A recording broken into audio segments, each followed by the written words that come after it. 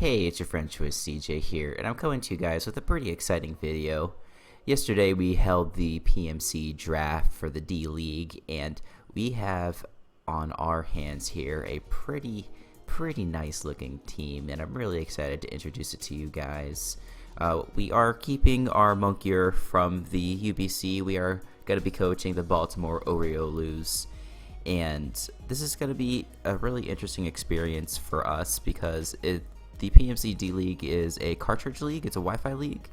So we're going to be playing on the 3DS, and we've never done that before. I mean, obviously we've played through the games and whatever, but we've never done competitive on Wi-Fi. We've always done Showdown, both in the Orange League and in the UBC.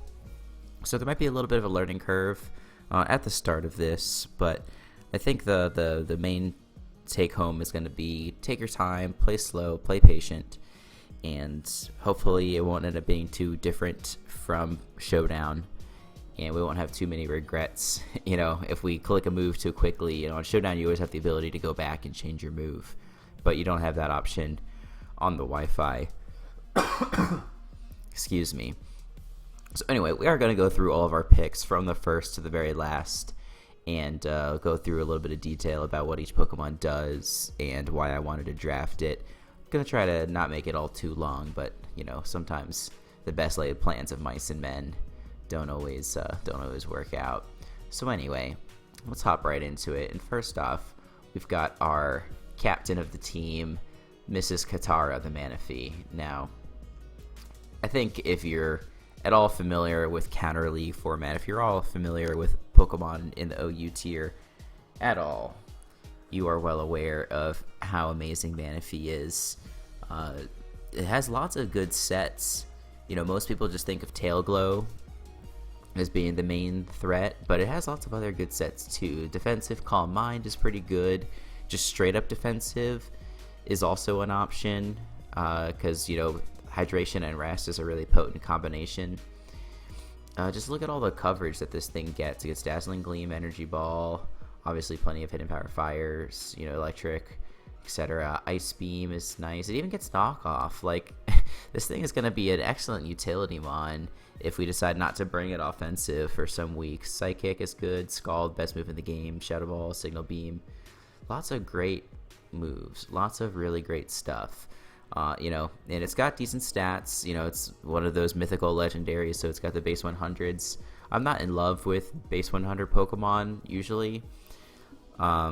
You know, or just in theory, but the thing is that Pokemon like Manaphy are just so good in execution, because, you know, you don't need them to be super duper fast. Like, in order to beat the things that they need to beat, it has just enough speed. You know, you're not going to be using this to take on, you know, Talonflame and other, like, really offensive Pokemon. You're not going to be using it to take on Mega Alakazam or stuff like that. You're going to be using it to take on Pokemon like Slowbro or defensive Landorus, and Pokemon like that just don't, like, you know, they're defensive, but they just can't deal with a +3 Manaphy. So this is going to be the king of our team. I already know. Or I guess since it's Katara, it's going to be the queen. But you guys get my point, you know. There's no point in arguing the semantics here. I've been wanting to use Manaphy in Counter League for a long time now, ever since the Hoopa suspect, and I started using Manaphy a lot in OU. I just know how good this thing is, and I can't wait to use it. So, our next Pokemon here is a Pokemon that I'm sure a lot of people are going to be pretty angry about. A lot of people hate this Pokemon, and that is Mega Sableye. And we're going to be nicknaming it Amethyst, you know, because it's got that nice precious gem right up in front of it. So it seemed most appropriate. Now, Mega Sableye is another Pokemon that I've been using quite a lot in the past month or so on the OU ladder. And Sableye just causes so many problems for opposing teams.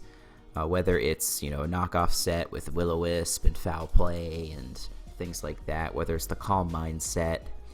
You know, the Calm Mind set's really scary, because there's just some teams just can't do anything to it. Like, if you're lacking a strong fairy type, or you're lacking something like Keldeo, which can smack it with a Scald, try and land the burn on it, there's just not a lot that can really deal with Mega Sableye. Because you can't status it. It's got ridiculous bulk. Look at that defense stat, base 125. Look at that special defense stat, base 115. It's so good. And being able to keep hazards off the field is obviously excellent. I wanted to partner it with some other Pokemon that are weak to hazards just to really get the full benefit of that. Wasn't able to do that, unfortunately, as you guys will see with the later picks. But anyway, it's got pretty good physical move pool too. Brick Break, Fire Punch, gets Ice Punch, obviously Knockoff's great, Low Kick, lots of nice moves, Power Up Punch, and it gets 2 forms of priority. It gets Shadow Sneak, and it also gets Sucker Punch. So it's really really pretty excellent. In my UBC team, one thing I felt like I was a little bit lacking on was utility, and I don't think there's a better Pokemon in almost the whole meta game as far as utility mons go than Mega Sableye. So far on our team, we've got one of the best wall breakers in the meta game and one of the best utility / defensive Pokemon that there are. So from here, there were a couple Pokemon that I was targeting. I really wanted to get Talonflame just because it just makes for such a ridiculous combination between Manaphy, who can weaken opposing teams, Talonflame, who can revenge Pokemon and also act as a late game cleaner, and then Sableye to support the two of them, especially Talonflame, to get rid of those rocks and stuff. And then also, Talonflame is one of the best counters that there is to Sableye. So if we could have drafted that, that's one counter that's not available to other players to use. But Talonflame did get drafted pretty early. And so we ended up going with this Pokemon next. We went with Nagini, the Hydreigon. Now, Hydreigon in this draft is tier 2. And I think that really makes it pretty undervalued because this thing has really amazing stats all around. It's got, base 125 special attack. That's what it's most known for. It's got a pretty decent attack stat. 105 is not bad. It's got kind of an awkward speed tier. I think maybe that's why it's a little lower. And, a lot of leagues have it tier 1, but then it's not often drafted in tier 1. And it's got really good bulk. Like 92, 90, 90 is not bad. It just, unfortunately, it doesn't have great defensive typing because it's weak to Fairy, 4 times weak, obviously. It's weak to Ice. It's weak to Fighting. It's weak to Dragon. It's weak to Bug. So, that kind of limits its defensive capabilities a little bit. But just look at its move pool. Draco Meteor, Dragon Pulse, Aqua Tail, Body Slam, Crunch, Earth Power, Flamethrower, just everything that you could think of. All sorts of coverage. Doesn't really need to run too many various hidden powers because it has everything that it needs. It even gets Rock Slide. Does it get Earthquake? It does get Earthquake. This is unbelievable. If only this thing got Dragon Dance, it would be pretty sick. Obviously it's outclassed by other Dragon Dancers, if it got Dragon Dance. But the thing is that in Counter League, you don't really care if there's a Pokemon that outclasses you. You just want a Pokemon that can fulfill certain roles very well. Like Salamence is a great example. It's outclassed as a Dragon Dancer in OU by a Pokemon like Dragonite or Charizard X. But that doesn't mean it's not freaking terrifying in Counter League. There's not a lot of switch-ins for Dragon Dance Salamence. So anyway, back to the point at hand. Really want to try and take advantage of this Pokemon and show that it was a mistake to put it down in tier 2. It's very powerful, and we're going to be making the most of it. So after Hydreigon, we have 2 really powerful, especially offensive attackers. We've got Sableye, which isn't really offensive, but it can be it's mostly either physically offensive with no setup moves, or it's something like Calm Mind, so it's a special set. So I think we're a little bit lacking on physical power, and we're also just a little bit lacking on speed. So the next Pokemon that I wanted, you see here, is Mr. Heimlich, the Scolipede. Heimlich being named after that funny little caterpillar in Bug's Life, if you guys have seen that movie. I know that's a throwback for sure. But to be fair, Scoliped's not actually a caterpillar. But you know what? We're going to have to suspend our disbelief on this one, and we're going to have to roll with it. Pretend that it is actually a caterpillar. Scoliped's a monster, okay? And we all knew it was a monster before A-Drive started wrecking shop in the NPA with it. Really nice speed stat, and obviously a great ability and speed boost. It gets baton pass, so you can abuse that with speed boost. I'm pretty sure that PMC has baton pass clause, so you can't truly abuse it. There would be some really gross combinations on this team if we were allowed to do that, but we'll think of something. We'll make it work. We'll have to bust out the really cash sets later this season.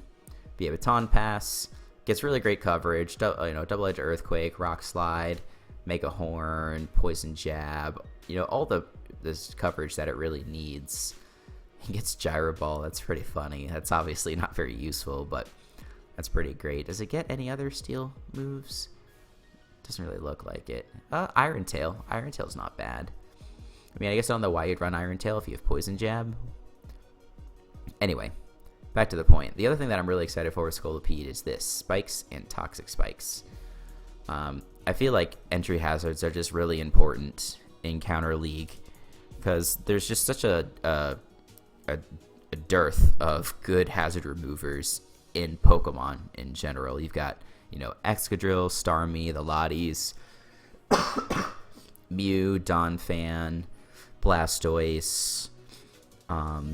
There are other Pokemon like Braviary and Flygon and Claydol that also get it, but are just kind of mediocre. And so there's a lot of times where, teams only get maybe one Rapid Spinner on their team, one hazard remover. And obviously they can't bring those Pokemon every week, just because sometimes the matchup is bad. And so on those weeks, it's best to abuse that deficiency in your opponent's team by bringing hazards.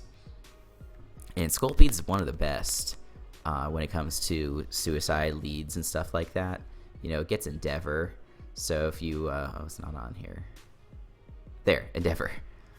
So if you are, rocking a Focus Sash, you can bring your opponent down to 1 HP after they do some damage to you. And, you get up your hazards and you cripple a Pokemon. It's really pretty awesome. And then offensively, this thing's a beast too. It gets Swords Dance, and just the coverage that it gets, once it starts out speeding things, there's just nothing you can do. So Scolipede brings some much needed speed to this team. It brings a physical attacker. It brings a great utility with baton pass and hazards. And obviously you can't sleep on moves like Toxic and stuff like that. So it's going to be great. I'm really excited to use Scolipede.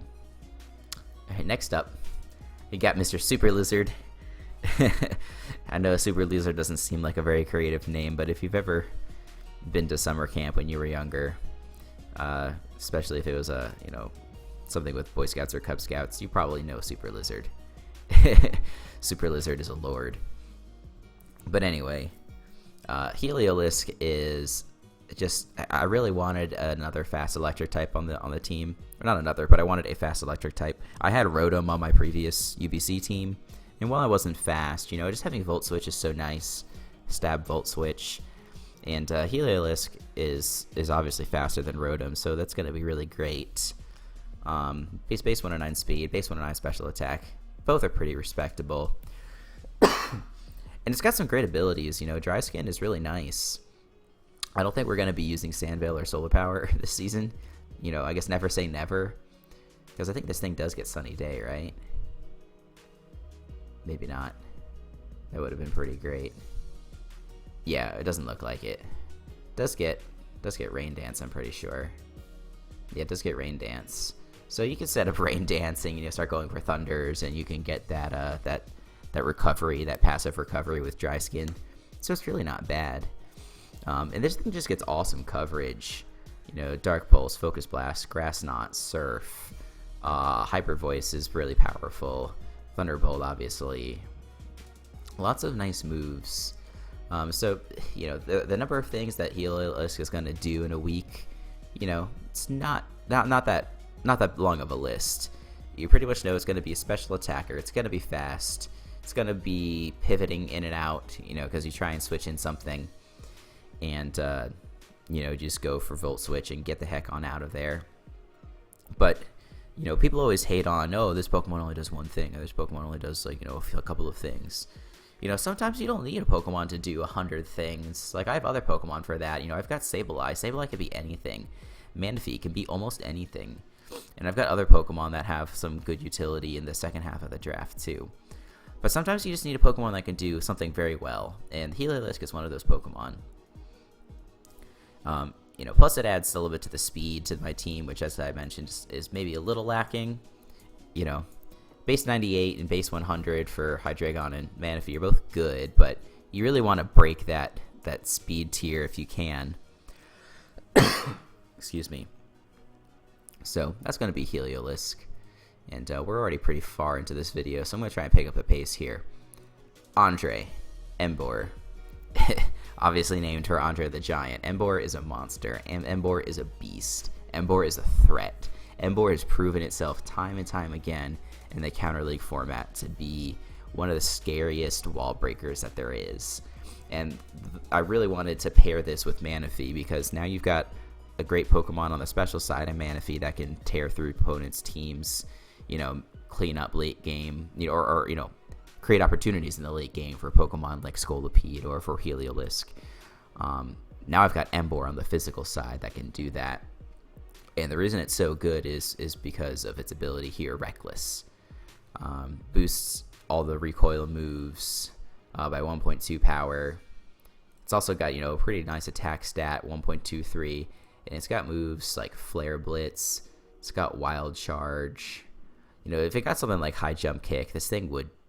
it might be OU. I don't know if that's crazy to say. It probably wouldn't be OU just because it's too slow and it's not very bulky.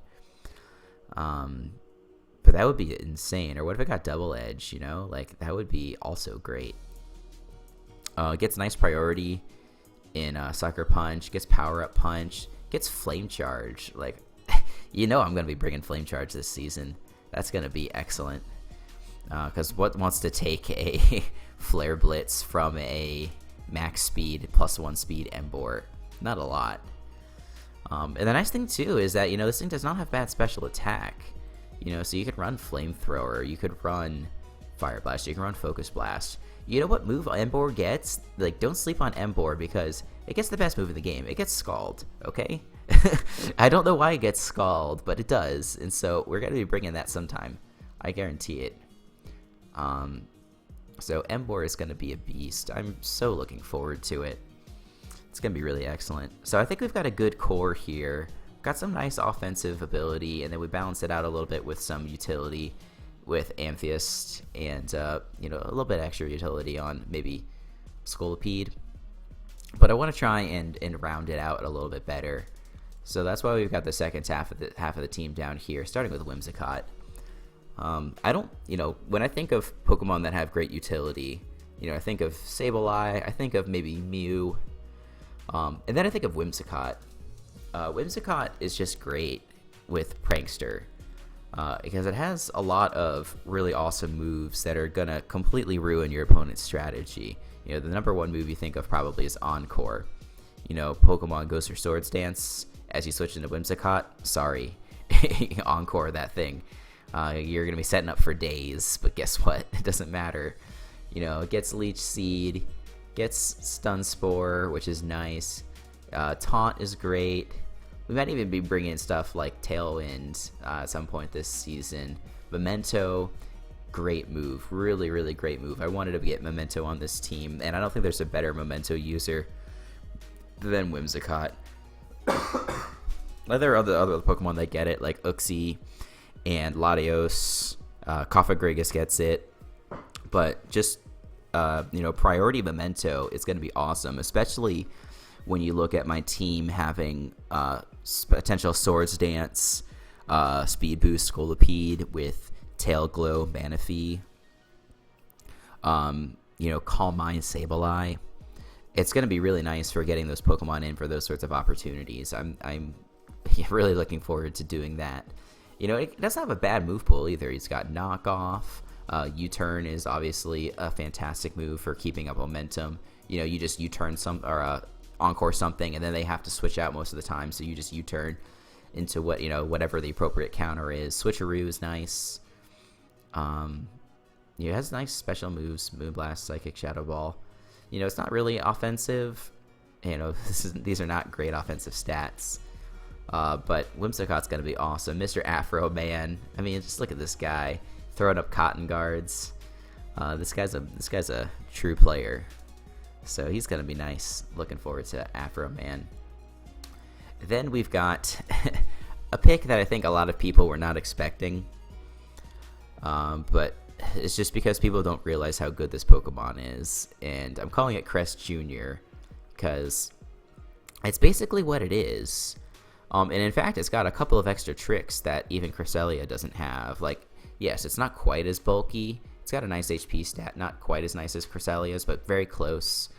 It doesn't have the ridiculous bulk that it has, but it has good bulk. It has very good bulk. It's got a better special attack stat, actually. Cresselia is only like base 75 or something. But just look at this moveset. Baton Pass. Like, that's amazing. Calm Mind. Heal Bell, Healing Wish, Light Screen, Reflect, Pain Split, gets Moonlight. This thing is amazing. It even gets Barrier, so it's really not bad. So this thing is going to be able to tank a lot of hits. One of the things that I'm really missing on my UBC team is like a bulky Psychic type. Something like Cresselia, something like Reuniclus that can take physical hits from fighting types in particular. And Musharna is going to be that for me. Unfortunately, it doesn't have as good of ability as Cresselia. Synchronize is not amazing. It's not bad. It's going to make people think twice before statusing you. But it doesn't even matter. You have Heal Bell. Like Calm Mind, Heal Bell, Moonlight, Psychic, or Moonblast. Like, there's some teams that just can't do anything against that. So it's gonna be pretty awesome. I'm really looking forward to it. I think, it's going to surprise a lot of people. It gets Thunder Wave, gets Toxic, it gets all the support moves that it needs to get. This is going to surprise people. I know it. Unless they're watching this video, in which case, they're going to know exactly what to expect. But anyway, let's keep moving on. And our next member, I'm really excited to welcome back to the team. It's my man, Garth, a.k.a. Jirachi. This is going to be a throwback to the Orange League days. I hadn't really planned on drafting Jirachi, to be honest. It was not on my radar. But I had enough for another Tier 2 pick, and somehow Jirachi is Tier 2. I don't know who thought that was a good idea, but I think Jirachi is the most versatile Pokemon next to Mew. And, I kind of like Jirachi better because its ability is good. Serene Grace is something that everybody hates. Because, Body Slam, Thunder Wave, and then Iron Head, and also, Zen Headbutt or Heart Stamp. It's the bane of people's existence. When people, when they think of Jirachi, they usually think of Choice Scarf, Healing Wish, which is another amazing move, obviously. U-Turn, Iron Head, that's usually what people think of, but this is the best lure in the metagame. Like, just look at this moveset. Like, every single, it's not literally every move. Like, obviously, Mew outclasses it in that regard, but it gets practically any physical or special move that you could want in some combination. Plus, it gets, Stealth Rock, gets Substitute, Power Up Punch is nice, Meteor Mash is nice. We're probably going to have to surprise some people with Future Sight, which is in the unviable. I don't know what these guys are thinking. Future Sight is definitely viable. And what's the steel one called? Can't remember. No, not Hyper Beam. Doom Desire. Yeah, so Specs Doom Desire, it's gonna hurt some teams. Just watch. It's gonna happen. Cosmic Power, that's pretty broken. Do we get stored power? No, we don't, but we get skill swap, which is kind of nice, I guess. Anyway, we've got the moves here with Garth. He's gonna be bringing the shenanigans, but he's also gonna be bringing the power. And people are not gonna be ready for this monster and all the sets that I'm gonna bring on this thing. It's gonna be nice. So, I think with these last 3 picks, I really shored up my utility. One thing that I am lacking on at the moment is a hazard remover. And earlier in the draft, I really would have loved to have drafted Don Fan. But I got sniped with Don Fan. Evil Orso ended up taking Don Fan. So I got the next best thing, which is Sand Slash. Sand Slash, just not quite as bulky as Don Fan. Don Fan has base 120 defense. I think it's got base 120 attack as well, and a little bit better of an HP stat. We are a little bit faster than Don Fan, which is, one thing that's nice. And another thing that we have that Don Fan doesn't have is Swords Dance, which is pretty great. Super Fang's also a nice move. I'll have to keep that in mind. But this thing can be offensive as well, and it's got a nice ability in Sand Rush. Call me Excadrill. This thing is not bad offensively, and it's got great coverage. It's got better coverage than Excadrill, that's for sure. Brick Break is not amazing, but it's not bad. Stab Earthquake's always nice. Knock Off, that Excadrill doesn't have that. Poison Jab is great. Rock Slide is great. Shadow Claw is great. Stone Edge is great. X-Scissor is great. I think Donphan has slightly better coverage because it also has moves like Seed Bomb and Play Rough and stuff like that. But Sand Slash is not bad. It gets rocks, gets Rapid Spin, like I said. So, this is a Pokemon that it's viewed as one-dimensional, but I think it's gonna surprise people. We're gonna try and bring it a couple different ways this season. And if we don't have to bring Rapid Spin, we won't. We have Sableye, so hazard removal is slightly less important. But I wanted to have at least one Pokemon with hazard removal, in case we don't want to bring Sableye 1 week. So yeah, that's kind of what we're doing with Sand Slash here. And then last but not least, there's a couple of other Pokemon I could have taken with this pick. But one thing I really wanted on my team was a really powerful Pursuit. Because that really helps out, Manaphy, and it really helps out Heliolisk, and other stuff like that. And so we had a tier 4 pick that we had to make, and so Surgawain the Escavalier was the best option on the board. Now, this thing has obviously a pretty glaring weakness to fire, but it's got decent bulk. This is not bad. If you slap an Assault Vest on this thing, it could easily take an HP Fire. And depending upon the Pokemon, we can take a normal HP Fire even without Assault Vest. We just put a Choice Band on this or something, and it's no problem. We can do some good work. This thing's got a humongous attack stat. I think it has the highest attack stat of any Pokemon on my team. I don't think it's stronger than something like Emboar, but it's pretty good. And it's got a nice moveset, Drill Run, Iron Head, Knockoff, Mega Horn, Poison Jab, Pursuit. Like, what else do you need? Escavalier is very well rounded, and it doesn't even have Sword Stance, which is pretty nice. Not gonna lie. Overcoat's not a useless ability. Being able to not take any damage from Sandstorm is nice. Also, being immune to Spore is nice. So, we're gonna hopefully, we're gonna be bringing this a couple of times this season, and I don't know. I'm excited to use it. I think of all the Pokemon on my team, this is the most one-dimensional, which, as I've mentioned, is not always bad. But when you have a Pokemon like this that's extremely slow and you know that it's going to be coming, it's easy to pack HP Fire for it. But like I said, Escavalier is pretty bulky, and it's very, very strong. So even if it's only on the team to weaken one threat or to weaken one Pokemon, sometimes that's all you need. If you can remove the check to Manaphy, if you can remove the check to Sableye, go for Iron Head on a powerful Fairy type or something, it's gonna be worth it.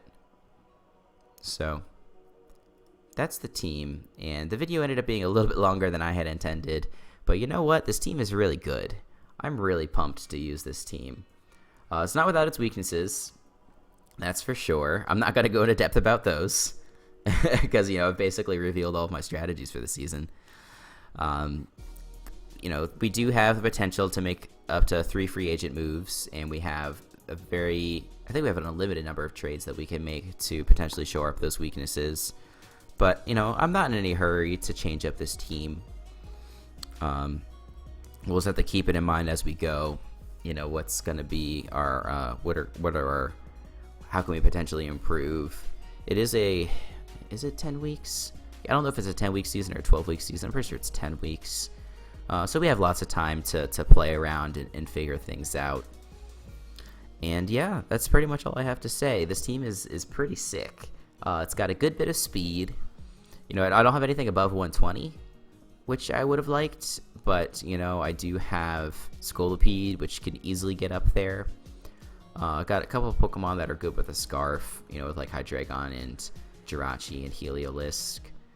So lots of very good speed. And a lot of my bulk has good speed too, Like Manaphy is very bulky. Whimsicott can kind of be bulky. And Jirachi can be bulky. All with good speed. So anyway, thank you guys for watching. Please be sure to check back for more of the PMC D-League this upcoming season. It's going to be really awesome. And I'm going to enjoy it, and I hope you guys will too. So anyway, thank you guys for watching and enduring my long monologue about my fantastic team. Please be sure to check back for more Pokemon content. And until the next time, I will see you all later.